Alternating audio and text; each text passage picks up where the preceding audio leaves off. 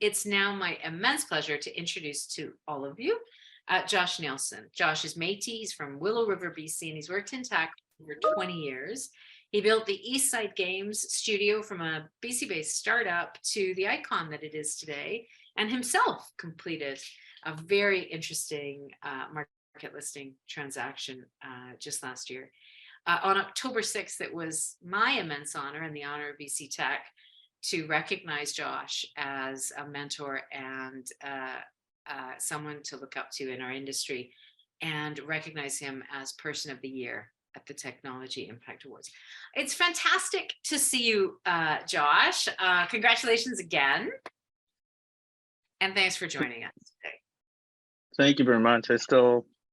That still sounds weird when I hear it, to be honest. I still think when I was going for my morning run this morning, I was still thinking about, like, it just seems like we're starting like last year. I was just thinking about going into tech, and then here we are like 20 years later, and an immense honor that yeah, I'm blown away still. Oh, that's awesome. I think I said it to you on the night, but I'm happy to say it to the team on this call. I don't think I've ever known a more popular winner, and I certainly have not had as many messages of congratulations to us for picking the right person this year. So definitely one that comes from the community.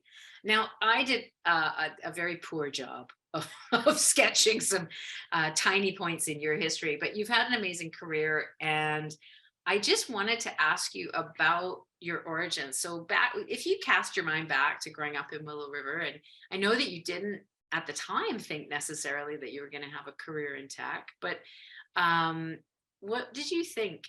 What did 7-year-old Josh think he would be when he grew up? Yeah, I don't know. I played a lot of video games, and we were one of the first people that got a home computer that attached to a TV, and had an in television. But for those that aren't, maybe from those from people aren't from northern BC, I can paint a little bit of a picture for you. It's like a small village of about 200 people that used to be a close to a prominent logging town in Giska, BC, and then there's another mill. So everyone usually either works in forestry or for railroad, or works in town in Prince George. And Prince George is the biggest city in the north, so everyone comes from there to Alaska, comes there because it's got a mall, it's got a Earl's, it's got a Canadian Tire. I mean, there's been a lot of development since then, but I always still think it's town. But I grew up as a country kid, pretty much like when you watch Stranger Things and you're like, where are those people's parents? That's how I grew up, and it was amazing. People would yell your name out in the town, and then other people would echo and yell the name out in the town in order for you to go there. There's one store there. It's really blue collar, proud working class people. So, everything that I got, my computer to use motorbike to any hockey sticks I got, my mom worked long and hard in forestry to get that for me. So that's just kind of how I was raised. That's awesome. That's really awesome. And yeah, I lived in the north of Alberta for a year, and it's a very different world, really, when you're outside the major cities. But I love that story that you have, that you were a keen gamer when you were a kid. And often that's the first awareness people have of technology and the idea of it as a tool and something that you can have fun with. So it's not surprising to me that your origins in gaming are deep and original. But you did end up in tech in the end. So tell us about that. How did you go from where you started to where you are now? So I tell this story quite a bit because I think it's important that when I was in high school, we had to pick sort of what career we're going to do. And I was late to I think it was in PE class. We're sitting around in gym strip, and I was late to the event. And there was somebody that used to go to my school that came in to talk about working in food services, working as a chef, trained to be a chef. And so that was one of the only pamphlets they had. There's something else too that I can't remember, it was retail or something like that. So I grabbed the pamphlet, and then I went home, and then when I came back, put it on my wall. Everyone had those walls in the 80s. That's the fake wood paneling. It was one of those. Stuck it on my bedroom wall, in my house that I always shared with bunk beds with my brother until I moved out. And then I came home. I came back to school on Monday, and it's like, looks like I'm going into the kitchen. And that's exactly what I did.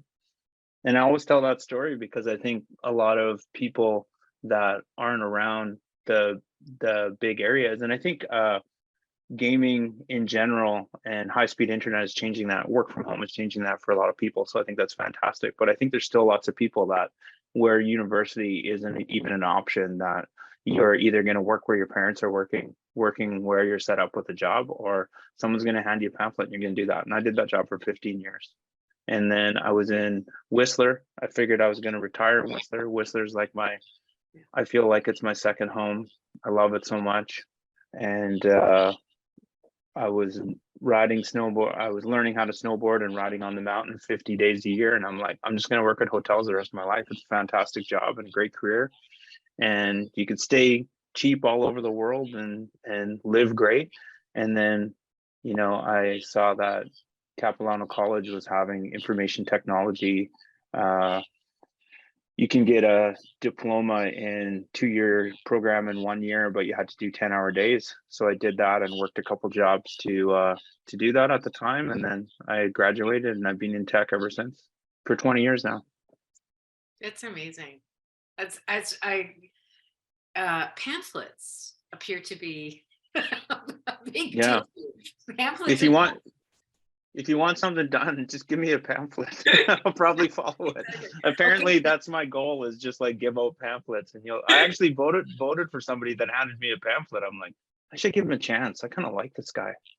So maybe I'm driven by pamphlets. I didn't realize it till I really just mapped that out here. There you go. Okay, so team, send Josh some pamphlets, please. I do want to spend a little bit of time.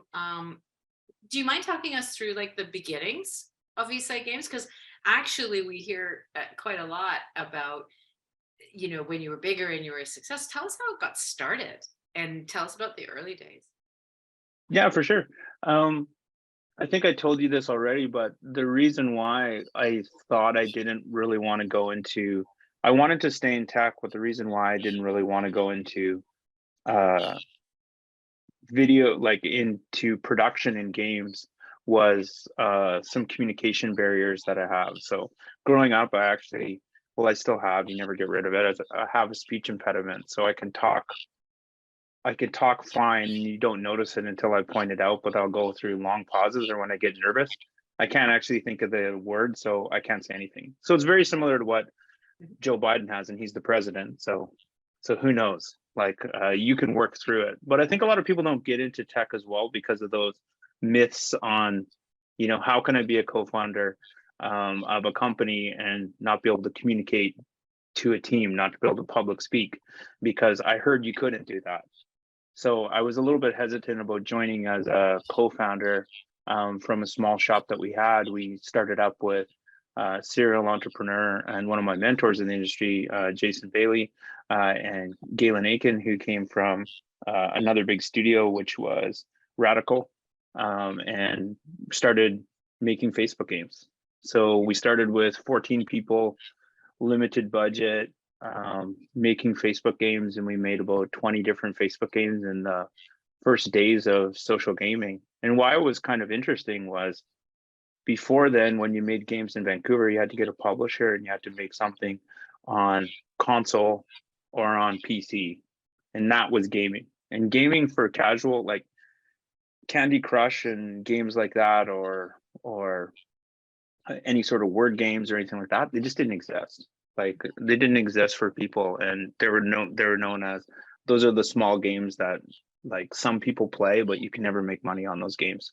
Facebook gaming came out, and it was this platform that everyone had. There wasn't even a wall then for Facebook. There wasn't even you couldn't even put a status update, but there's all these games that you could play. And so we started making some games. We made a farm game, and then we made a couple other games, and it took off. And we started with 12 people working in a place in Gastown that my job as the studio lead person, I think I started, my job was project manager. My job every day was to, unlock the metal gate and sweep up all the stuff so people could come in, and we couldn't stay too late because that area was really bad at night. So we actually couldn't stay too late. So that's how we solved crunch in the game industry. We just opened up an office in one of the roughest part of town.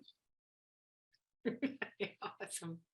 I don't know that I'm just going back to you talking about having a speech impediment and being, thinking that might limit you. I don't know that I've ever told you this, but I have talked about you with my team when I say, Josh, he's so thoughtful. And sometimes he'll pause and he'll just use the perfect word to describe something. So just so you know, it's coming across as very thoughtful, intentional, and excellent with words. Nice. So it's a good reminder that, sometimes what we think of as a problem can turn into, a real superpower. But I love this. So you're developing games that are somewhat overlooked or not seen as the money making angle, but in the very, very early days of Facebook working on a bigger platform, but bringing the creativity and the engagement. And you must have learned a ton about customers and people and what causes them to engage with something and build real loyalty over time. And yeah, it's interesting to think of different approaches, and hopefully that's relatable for kids today.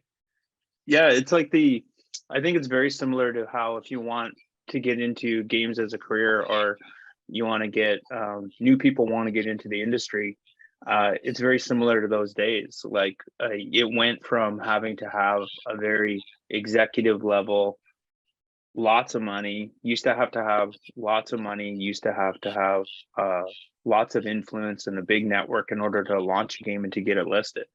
And now, much like the Facebook days, all you need is a MacBook and a phone, and you can launch a game as an individual still on all these. But I just did a talk for Google Play, and on Google Play alone, there's almost 1,000 apps that are launched daily. That's just Google Play. So that's apps, that's all apps, but we're all competing with that. But everyone could put that into the market and have a chance for it to be downloaded by millions. And I think that's just a phenomenal place to go. And with all the open source stuff that kids can use now, with Twine and free versions of game engines, I just think it's a remarkable place we're in right now with games and technology. Yeah, I think there's a ton of potential, and the barriers to entry are really low. So if you've got an idea, you can build a product. Listen, I wanted to ask you about what was hard. So it sounds amazing and fun, and you're surrounded by like-minded people, and you're doing something you love. But what was difficult? What were the missteps that maybe you made early on? And what are the things you learned from those tougher days? Not reaching out to a network quick enough, I think, when we're small. And I think that's what I advocate a lot for when I look for small gaming studios, to get them to do stuff like the BC Tech C Council, stuff like that. So not reaching out for there, and not knowing the business side of things, knowing the game side of things, knowing I think I'm quite good at the biz dev side of things. With my thoughtful pauses, obviously they're a hit, so I'll keep up with those. But not knowing the business side of things. So one thing that I always say in when I'm doing a talk, or when I'm mentoring somebody, or just when I'm having a coffee with somebody, is if you haven't worked in like, if you're going to start a tech company, or you're going to go to a bigger version of a tech company, you got to really know the business side of things. You got to know your P&L inside and out. And if that's not what you can do, you have to bring in somebody to know that. And you can never not know that. Like, we had to, I was never really into that, because I'm like, we have people that do the P&L and see that. But then when I looked at that, I'm like, this is very similar to making sure that my food costs are in line when I'm managing a kitchen or when I'm managing a restaurant or when I'm doing that. So it's always a business, and you got to remember it's always a business no matter what you do. Just because we're in technology doesn't mean we don't need to know about the business. I think especially as we go through these times where I think the weirdest thing that happened when I was CEO for years, so I made my way up to CEO at Eastside Games. Jason stepped aside and said, at a Christmas party, you're going to have to be CEO.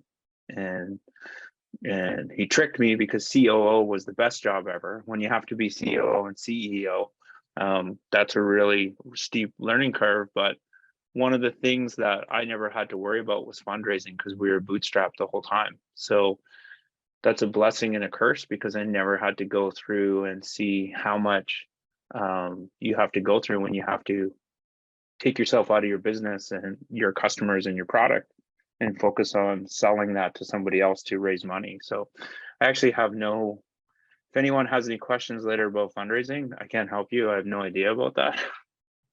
All I know is I see a lot of my colleagues go through it, and it seems like that seems to be a huge part of the job that seems to be very difficult. So you have to know somebody. If you can't do that, and if I were to start something else, I would look to make sure that you hire somebody that has those strengths. And even to this day, as my new role, as we've grown and we're quite big, it's about having the courage to delegate.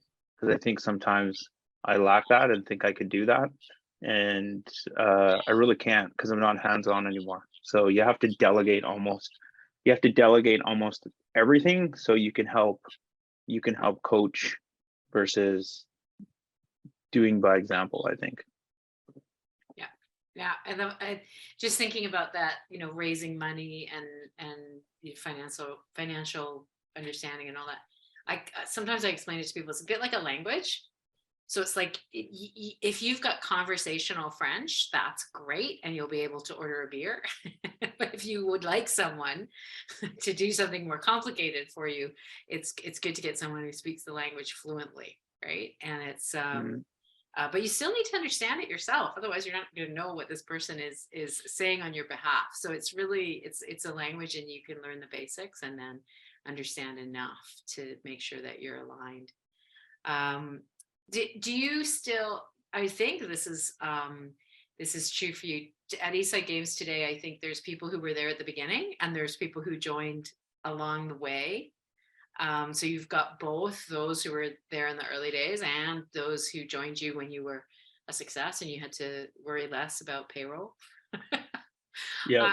I think we were talking about it when we were preparing for this. Like, the world is divided into people who have ever worried about payroll and people who have never worried about payroll. It's a really defining moment, right? And but so in those early days when you actually, maybe had to worry about payroll from time to time, or sometimes that's also creates some of the fondest memories that you look back on now, and it's when the team comes together. So when you think back and you think, this is when I knew I had something special, and it was a group of people that I wanted to keep working with and build the success for. Are there moments that stand out for you? Yeah, I think every entrepreneur has that, right? Like, you always think about the hardest days, and then making it through the hardest days become the best stories ever. So exactly that. Like, we had one build, we had enough capital for 2 builds to put something out for a game. And if that game wasn't going to hit, then we weren't going to make it.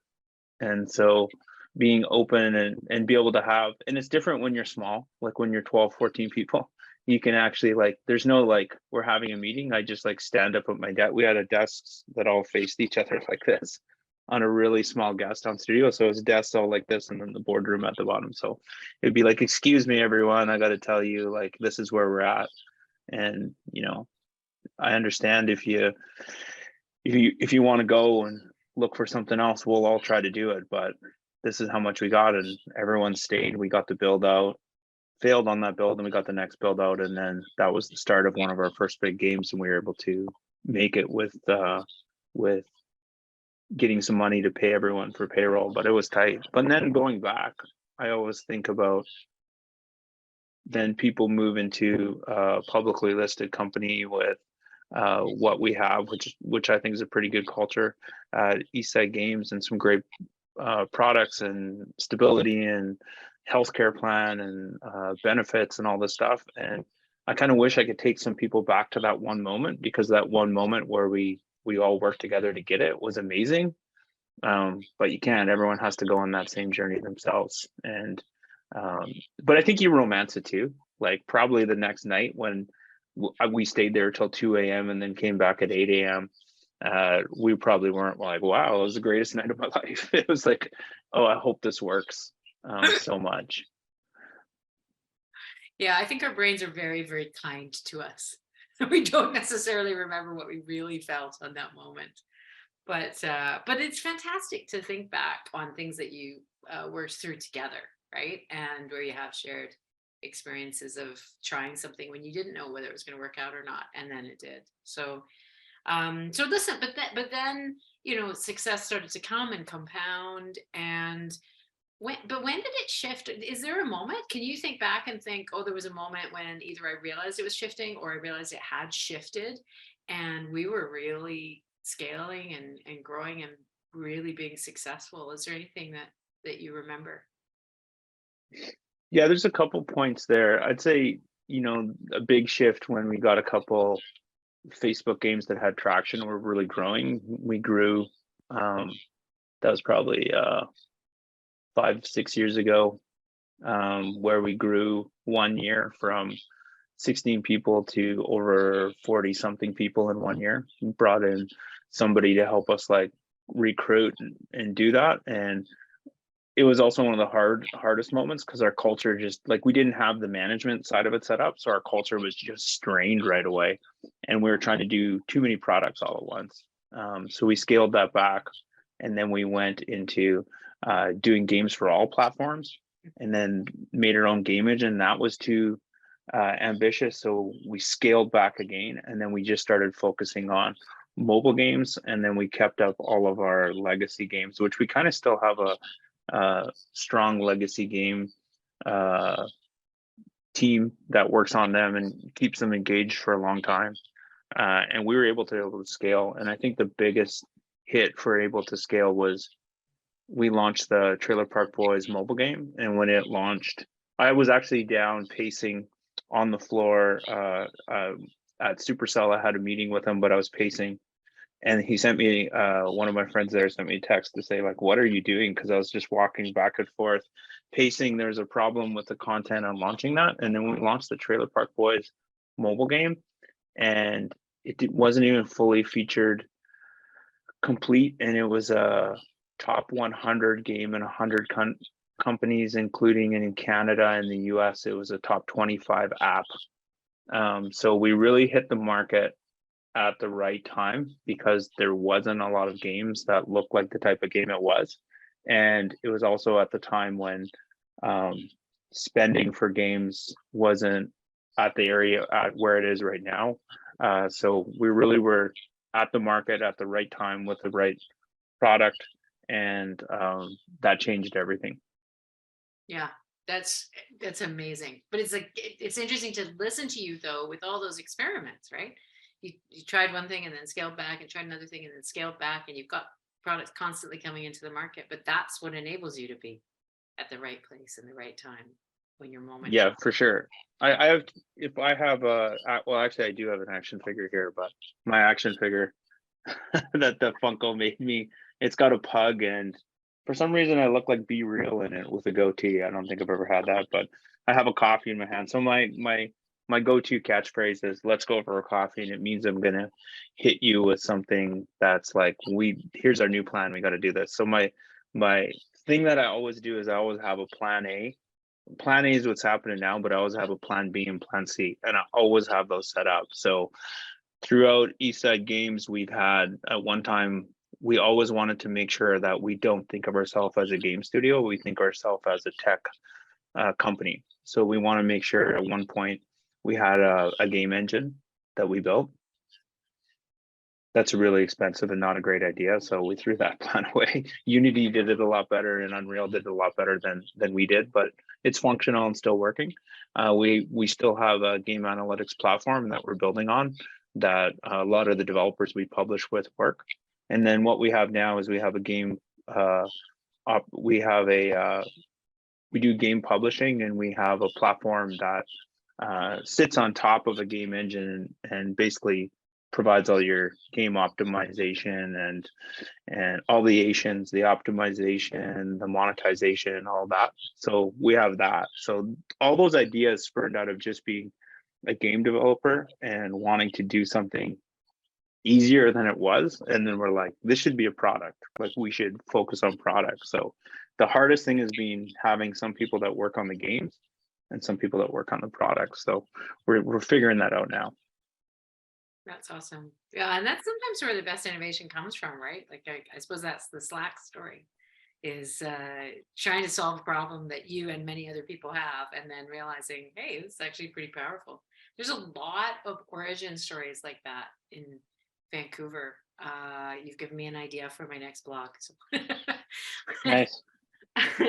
One of the things I do like to ask, and actually before I go here, I'll just remind the audience that you're very welcome to raise questions in the chat, and I'll happily come to those in just a moment. But Josh, I wanted to ask you two final questions. So one is, first, I want to ask you about a failure that you had. And this is really because sometimes there's a danger when you have conversations like this that you just make it sound too easy and you make it sound like it's smooth. And you've shared some of that real experience with us today. But if you thought about where did you fail and what did you learn from it, is there anything that stands out for you? Yeah, I think it's well, there's lots. I mean, I think that's just like, coming from the kitchen. It's just all being a kitchen person for, the first 15 years of working and always cooking. It's always trial and error. So the biggest one, I think, is well, two. One is not hiring up senior people soon enough to really help you out, and or looking for mentors on the management leadership style. And then the second one is just like believing in the hype of new markets. It's good to know your strategy as a business. So we're never the type of company that's going to be first to market. Who knows what the future is, but we always like to look back and look at something that's sort of mid-market, and then come in and have a good strategy on how to execute. And we always had to do that because we didn't have a lot of resources. So we had to compete with people with a lot of resources. And a couple times when we jumped that strategy, like when we were first to market on a couple gaming platforms, I don't want to throw them under the bus because they're still my friends, but we were first to market there and promised the world to go to those markets. And then it just ended up being not just the money that you put into it, but just a big like energy and time sink. So like really know your business and really know what you're good, and try to be like as hyper focused on your segment that you're working on, and don't let anything distract you. Like it takes a long time. Like I think I give the worst interviews ever to people that want to hear what I do, and it still even seems weird to say like I'm an entrepreneur, but like what I do in business, it seems weird because my biggest advice is heads down, work hard, and you'll maybe get a little progress in 7 years. My grandma that they moved here from Saskatchewan, my Métis grandma, I always say, head down, hard work. Maybe I screwed that up. It's something like that. It's like put your head down and just continue. Like don't put it up until you're done your work. And that's what I always think of every morning when I wake up, to be like, all right, I got to work. I got to figure out what to do, because it takes like it's a grind. It's not like fancy events and succession when you work on it. Like you're not flying around helicopters and doing these dramatic things. You're just like heads down, grinding through contracts or in meetings, making difficult decisions and long days. But I think it's all worth it in the end. Thank you for sharing that. It's the one thing that has been really interesting in this job for me, actually, is to hear so many people say precisely that. You think it's all about strategy, and it's actually all about execution. it's, it's just, it's the grinding hard work of every day that is the success. But when you're living it, it doesn't necessarily feel like success. So, but that's the success, is actually that you're working that hard and covering those many points, and that's what leads to the great outcomes. Listen, you and I have talked, and we share a passion about talent and opportunity, and how can we encourage more people from different backgrounds to think of tech, or be aware of tech, or explore tech, and just some of the challenges that we still have because we're not doing well enough in all the areas that are important to us. So I just want to make sure that I've given you some time to give us the Josh monologue on talent, why it matters, what you do, and what you would like to see change. Oh man, I usually rant about this forever. If you ever see me in a pub, just give me a beer and I'll rant until the beer's over, until somebody gives me another one. Yeah, I loved your Mythbusters list. I like to think that I've influenced some of those, or maybe I've heard those and I just repeat them. But yeah, I just think we shouldn't pat ourselves on the back and say we're doing such a great job with diversity, equity, and inclusion. There's a lot of work to do, and it's not going to stop. And my focus right now is just to open the door and to start talking about simple ways we can get more Indigenous people in tech, or boost Indigenous businesses up. And even since the TIAs, I've met some amazing people that are doing just that, and we are seeing progress. But it's the message I would leave is do the research yourself, and don't fall into those known myths, because there's so much work we can do right now. There's so much we're all hiring in BC, we're all growing businesses. There's so much talent available. And even if we just look at geo wise, there's so much talent available outside of the major Okanagan, Victoria, Vancouver, that we should figure out strategies and how to enable and to engage. And I just think it starts at one-on-one. Is you can't use the same language talking to people from Vancouver and Victoria with people that live up north. Like, you right away, it's already like, no, you don't get it. You don't get what it's like to be from here. How would you know? You don't live here. And there's a big pride in living in the north and working hard and doing that. And I think we just got to figure out how to work together to get more people, now that we can work like this, all over the province. And maybe the silver lining is the pandemic, because we showed you can work from wherever you are. And so we should enable that. We should enable that more. I think it's going to be powerful. I think it's going to be the long tail of all this disruption that we've gone through, is that the world of work has changed. And that is good news for those who do not already have a seat at the table. So listen, this has been fantastic. I'll just go to the audience and see if anybody has any questions that they want to raise. Big thumbs up from Prince Rupert. Thank you. I lived in Prince Rupert for 2 years as a kid. My parents moved there to open up the Boston Pizza that was there. Awesome. Way back in the day. It's and it's still raining. But have you been to Boston Pizza? This is what we need to know, Williams. How did you find the balance between hiring creatives versus delivery-oriented individuals, especially in the early days of ESG? How interesting. Okay, so we're going to focus on that question rather than the North American global, if that's okay with you, Julian. What would you say, Josh? That's an interesting question. How do you balance the different kinds of individuals you have in a studio? Yeah, that's I think that's based on your product and your business plan, that you have to look at that. The one advice I would give here too in the early stages is, you're not going to have a lot of money in the early stages, so it's really hard to attract the talent that you would like. But I think there's still lots of opportunity and to find people that really understand that drive and like what product you want to build, and then go for senior people as much as possible. So if you have to have less of people working for you, but more senior people, that's fine.